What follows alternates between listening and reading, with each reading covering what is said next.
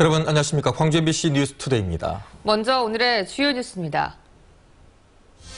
대한항공이 다음 달부터 광주 김포 간 노선 폐쇄를 추진 중이어서 광주와 서울을 오가는 하늘길이 계속 좁아지고 있습니다.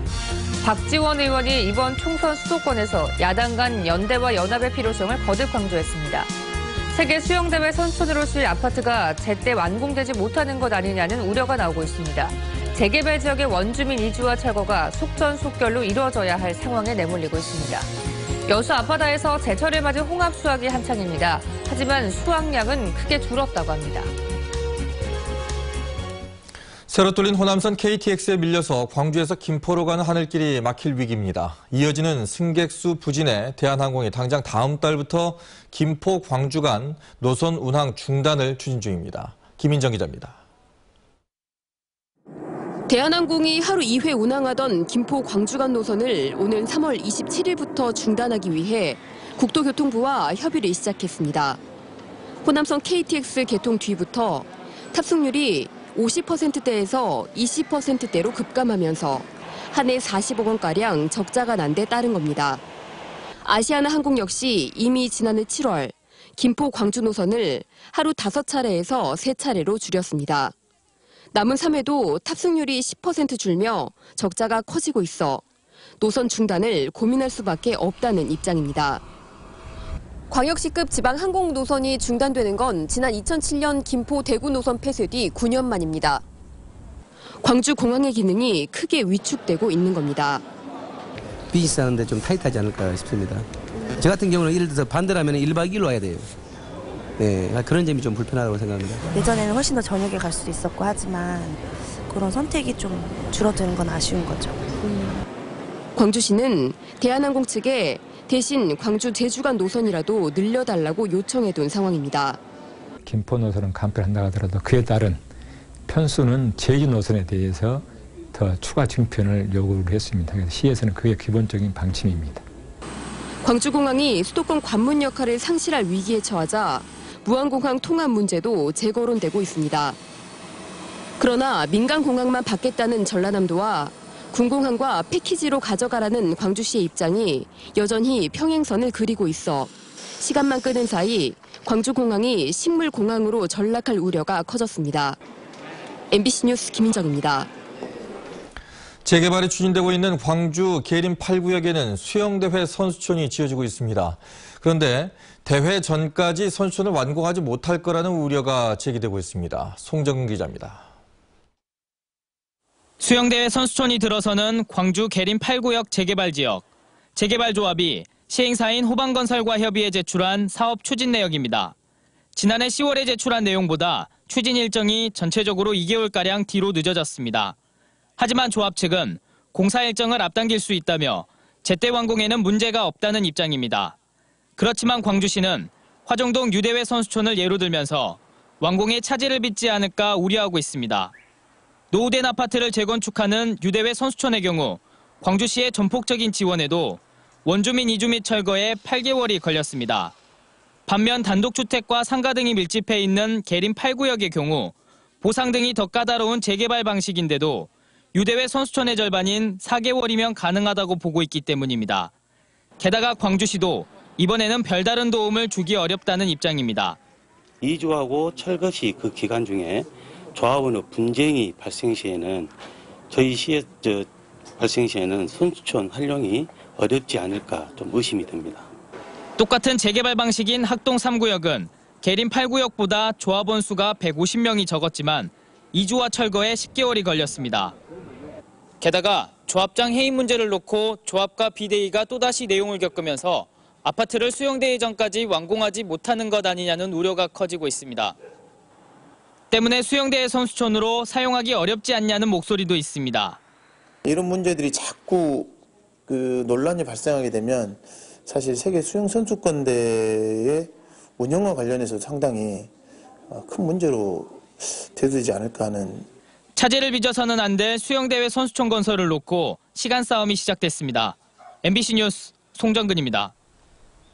어제 이어 오늘도 흐린 날씨가 이어지고 있습니다. 낮부터는 찬바람이 강하게 불어오겠고요. 차차 맑은 하늘 되찾겠습니다. 구름 영상입니다. 광주와 전남의 산발적으로 빗방울이 떨어지거나 눈이 조금 날리는 곳이 있겠는데요. 오늘 고기압의 영향권에 들면서 맑은 하늘 되찾을 것으로 보입니다. 현재 기온입니다. 광주가 3.3도로 큰 추위 없이 시작하고 있고요.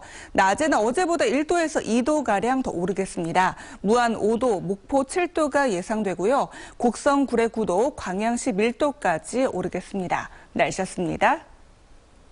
최근 대법에서 무죄 판결을 받은 박지원 의원은 이번 총선 수도권에서 더민주와 국민의당의 연대나 연합 등 단일화를 거듭 강조했습니다. 한신구 기자의 보도입니다. 호남에선 더민주와 국민의당이 경쟁해야 하지만 수도권에선 분열하면 필패다. 박지원 의원은 현재로선 두 당의 통합이 어렵고 이대로 가다간 정권 교체 희망이 사라진다며 3월에는 어떤 식으로든 연대를 모색해야 한다고 강조했습니다. 자기들이 죽는 걸 아는데 죽을 길로 가겠어요? 그래서 그때 연합연대 단일화하자. 그 방향으로 가질 거예요. 또 자신은 현재까진 양당 어디에도 들어갈 생각이 없다면서 지역 현역 의원들에 대한 비판이 높은 만큼 이번 총선은 정당보다는 인물 위주의 선택이 될 것이라고 덧붙였습니다. 반면 최근 국민의당에 합류한 정동영 전 의원은 호남을 석권해야 정권 교체의 희망이 생긴다고 말했습니다. 그러면서 김대중 노무현 전 대통령의 적통이 국민의당이라면서 북한 계멸론 등을 주장한 더민주와의 차별성을 부각시켰습니다. 분연히 떨쳐 일어서서 국민과 함께 저는 싸울 거라고 생각합니다. 개성공단을 지키기 위해서. 그 야당이 보이지 않는 거거든요. 저는 국민의당이 그걸 해야 된다고 생각하는데. 한편 김종인 더민주 비대위원장이 오는 25일 광주를 방문해 뉴 광주 선언을 발표할 예정이어서 어떤 내용이 담길지 관심이 모아두고 있습니다. MBC 뉴스 한신구입니다. 4.13 총선을 앞두고 각 정당들이 공천 절차에 들어갔습니다. 당내 경쟁도 뜨거워졌는데 특히 광주 남구와 북구갑 선거구에서는 예선을 통과하는 게 본선 못지않게 힘들 것으로 보입니다. 윤근수 기자입니다. 광주 남구와 북구갑 선거구에서는 국민의당의 예선전이 뜨겁습니다. 먼저 남구에서는 장병환 현 의원의 안철수계로 분류되는 서정성, 정진욱 예비후보, 국민의힘 출신의 김영집 예비후보, 여기에 김명진 예비후보까지 공천장을 놓고 경쟁하고 있습니다. 북갑에서는 김경진 변호사와 김유정 전 국회의원, 진선기, 홍인하 전 시의원, 국성근 교수 등 5명이 공천을 신청했습니다. 반면 더불어민주당은 후보가 1명뿐입니다. 남구에서는 이민원 전 균형발전위원장, 북갑에서는 사선에 도전하는 강기정 현 의원이 공천 신청서를 냈습니다. 국민의당에서는 5대1의 경쟁을 뚫고 어떤 후보가 나서게 될지, 더민주에서는 혼자 신청한 후보를 공천할지 아니면 전략공천 카드를 꺼낼지가 관심입니다. 남구에서는 새누리당의 한경로 전 가스공사 상임감사가 공천을 신청했고 원외정당인 민주당의 권용일, 무소속의 강도석 씨도 예비후보로 등록했습니다. 선거구의 운명이 아직 정해지지 않은 광주 동구에서는 새누리당 후보가 많은 게 특징입니다. 김현욱, 문충식, 고동술 3명이 공천 경쟁을 벌이고 있습니다. 더민주에서는 영입인사인 오기영 변호사, 아시아문화중심도시 추진단장을 지낸 이병훈 예비후보가 경쟁하고 있습니다. 국민의당에서는 박주선 현 의원이 혼자 공천을 신청했습니다. MBC 뉴스 윤근수입니다. 더불어민주당이 대대적인 공천 불가리를 예고하면서 긴장감이 고조되고 있습니다. 더민주는 오늘 현역 의원 평가 합의 20%의 명단을 확인하고 이의 신청을 거쳐 오는 25일 컷오프 명단을 공개한다는 방침입니다.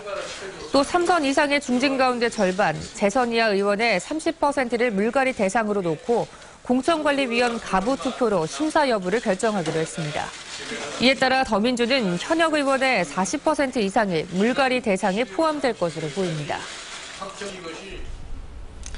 20대 총선에 출마하는 정치 신인들의 얘기를 들어보는 시간입니다. 네, 오늘은 광주 서구갑 선거구에 출사표를 던진 국민의당 이건태 예비후보를 만나보겠습니다. 안녕하십니까? 안녕하십니까? 네, 먼저 이건태 후보 본인에 대한 소개를 부탁드리겠습니다. 네, 안녕하십니까?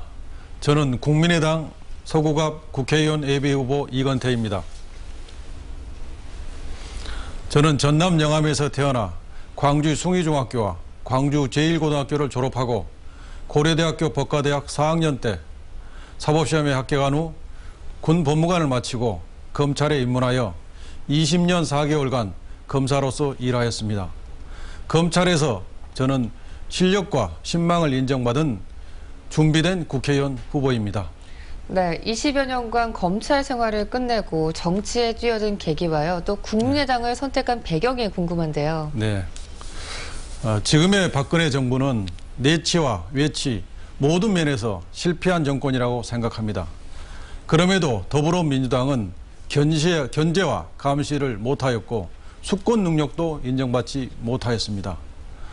국민들은 새로운 세력, 새로운 인물을 갈망하고 있습니다. 새술은 새 부대에 담아야 합니다. 국민의당이 정답이라고 생각하여 국민의당과 함께 정치를 시작하게 되었습니다. 네. 하지만 지금 선거구 획정도 아직까지 안 된 상태에서 정치 신인으로서 이 선거에 임하기가 상당히 힘들지 않으셨습니까? 네. 제가 만난 유권자들은 정치에 대한 식상함, 정치에 대한 실망감이 대단히 깊었습니다. 저는 유권자들에게 제가 20년여간 검찰에서 주요 보직을 거친 역량 있는 새로운 인물이라는 점과 최진실법을 비롯하여 여러 민생법을 만들고 집행한 민생법 전문가라는 점을 설명드렸습니다. 유권자들은 메마른 땅에서 단비를 만난 듯 신선하다, 참신하다 등 폭발적인 반응을 보여주셨습니다. 네, 광주 서구갑 선거구의 경우 국민의당에서는 3명이 출사표를 던진 경쟁에 치열한 곳인데요. 당내 이 다른 후보자들에 비해 이 후보자님께서 가진 경쟁력은 무엇이라고 생각하십니까?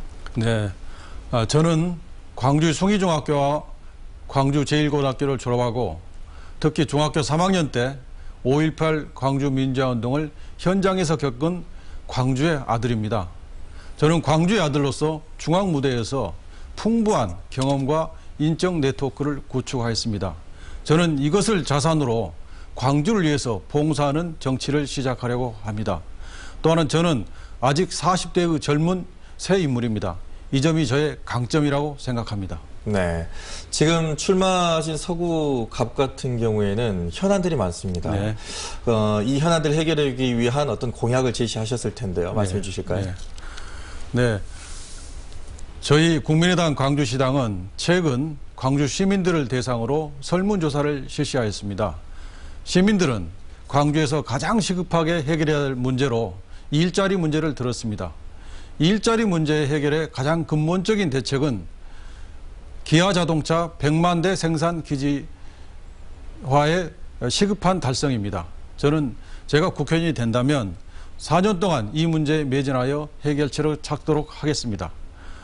또한 저희 서구 주민들이 느끼는 애로사항 중에 항공기 소음 문제가 있습니다. 군공항 이전 문제도 오래된 문제인데 제가 국회의원이 된다면 끈질기게 매달려서 이 문제를 해결하도록 하겠습니다. 그리고 유독동 음식물 자원화 처리 시설에서 나는 악취 문제가 있습니다. 주민들의 고통이 심한데 악취의 원인이 무엇인지 해결책이 무엇인지를 실질적으로 검토하여 해결책을 마련하도록 하겠습니다. 그리고 상무 지역은 많은 분들이 찾는 지역임에도 불구하고 주차시설이 부족해서 애로사항이 있습니다.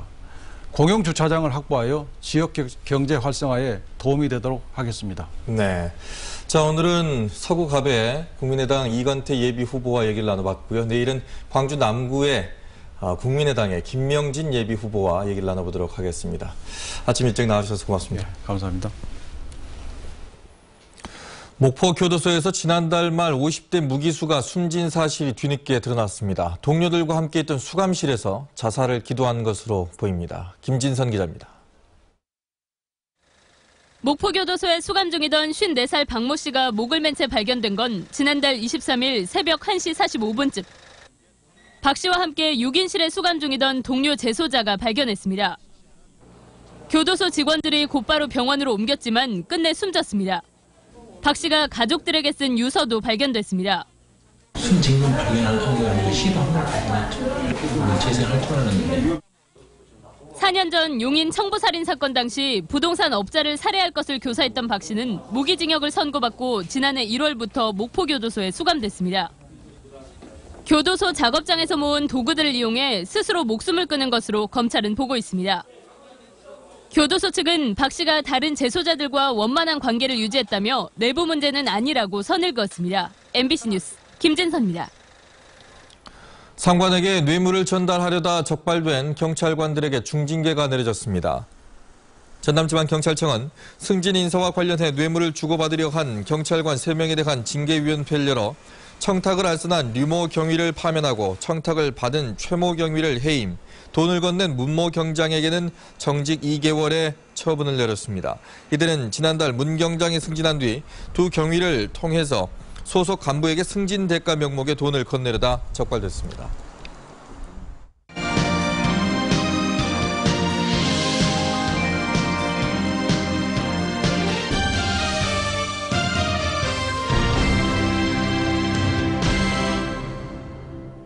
요즘 여수 앞바다에서는 제철을 맞은 홍합 수확이 한창인데요. 올해는 수온의 영향으로 수확량이 크게 줄었다고 합니다. 문형철 기자입니다. 아직은 찬바람이 매서운 여수 가망만. 긴 줄을 따라 홍합다발이 줄줄이 물 위로 올라옵니다. 곧바로 분리 작업을 거친 홍합은 바구니와 망에 담겨 어느새 배 한쪽을 가득 메웁니다. 이 바구니로 보면 거의 한 200개 정도를 따신다고 보면 돼요. 하지만 올해 작황은 예년 수준에 크게 못 미치고 있습니다. 지난해 가을부터 수온이 다소 높은 상태를 보이면서 생산량이 30% 정도 줄었습니다. 수온이 예년보다는 한 2조 정도 높았다고 봐야 돼요. 100개 나왔다면 올해는 약 한 70개, 한 80개. 육상으로 옮겨진 홍합은 선별과 세척을 거쳐 전국 각지로 팔려나갑니다. 가격은 10kg당 8,000원 선으로 예년과 비슷한 수준. 요즘은 껍데기를 제거한 홍합의 판매량이 크게 늘고 있습니다. 없어서 못 팔 정도니까요. 평께 드시기 위해서 이 까놓은 알을 많이 사서 드시고 또 이 까시는 분들이 또 많이 없어요. 친환경 수산물로 등록된 여수 홍합은 오는 4월까지 모두 4만 톤이 수확될 전망입니다. MBC 뉴스 문형철입니다.